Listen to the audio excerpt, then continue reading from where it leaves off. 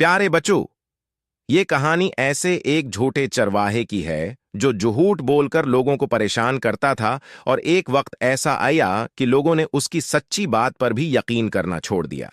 चरवाहे का गांवों घुने जंगल के साथ बसा हुआ था। गांवों के बासी आपस में मिल जल कर और भाईचारे के साथ रहते थे। हर वक्त एक दूसरे की मदद करने के लिए तैयार रहते थे। जंगल खूंखार दरंदों और जंगली जानवरों से भरा हुआ था, जबकि उसके दूसरे सरे पर शेरों का मुस्कन था। गीदड़, लोमड़ी और भेड़ियों की वजह से देहाती बहुत परेशान रहते थे, क्योंकि वो बेशतर रात को जंगल से निकलकर गांवों में घुस उठते और उनकी मर्गियां और बिकरियां उठाकर ले जाते थे, जबकि कभी कभार वो अका दका उते जाते लोगों पर भी हमला कर देते थे। नंबरदार ने गांवों की हिफाजत के लिए पहरेदारी निजाम कायम किया था और गांवों के लोग हमेशा चौकस रहते थे। किसी भी खतरे की सूरत में वो डंडे और कल्हाड़ियां लेकर जंगल में घुस जाते, जिन्हें देखकर जंगली जानवर भाग जाते थे। लोगों की गुजर बिसर का इन्हिसार काश्तकारी और गलाबानी पर था। चरवाहे सुबह के वक्त बिकरियों के रिवॉर्ड लेकर जंगल चले जाते थे। बिकरियां घास चरती रहते और वो उनके करीब बैठे कर इराम करते और शाम को बिकरियों को लेकर वापस गांवों उजाते थे। तमाम चरवाहे जंगल में गांवों से नजदीकी हिस्से में एक दूसरे से कुदरे फासले पर मवेशी चराया करते थे। इनमें से एक चरवाहा जो उम्र लड़का था, बहुत शरारती था। गांवों के तमाम लोग इसकी शरारतों से आजिज थे। एक रोज चरवाहे को शरारत सूझी और वो एक टीले पर चढ़कर चीखने लगा, गांव वालों दौड़ो, शेर उगया है, मुझे बचाओ, वो बकरियों पर हमला कर रहा है, मुझे भी खा जाएगा। उसकी चीख वो पुकार सुनकर गांवों के लोग नंबरदार के साथ हथियार लेकर जंगल की तरफ दौड़े। जब वो जंगल के इस हिस्से में पहुंचे जहां शरारती लिकड़हारा गलाबानी करता था, उन्होंने देखा कि वहां न तो शेर है और न ही कोई दूसरा जानवर। भीड़ बकरियां उत्मीनान से घास चरती फिर रही थीं, जबकि चरवाहा एक ऊंचे टीले पर खड़ा हंस रहा था। नंबरदार ने चरवाहे से डिपटकर पूछा, शेर कहां है? आस ने हंसते हुए जवाब दिया, यहां कोई शेर नहीं है, मैं तो मजाक कर रहा था।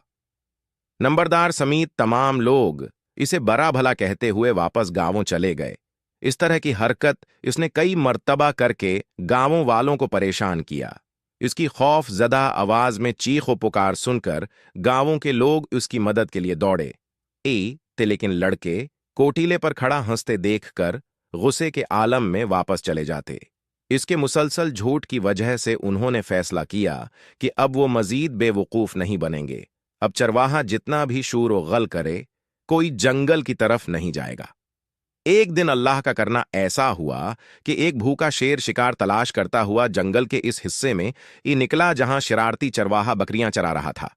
शेर ओ या का शूर मचाने वाले लड़के ने जब हकीकत में शेर को खुद से इतना करीब देखा, तो वो खूफजदा होकर टीले की तरफ भागा और उस पर चढ़कर शूर मचाने लगा, गांवों वालों दौड़ो, शेर वाकई आ गया है, इस दफा मैं झूठ नहीं बोल रहा हूं।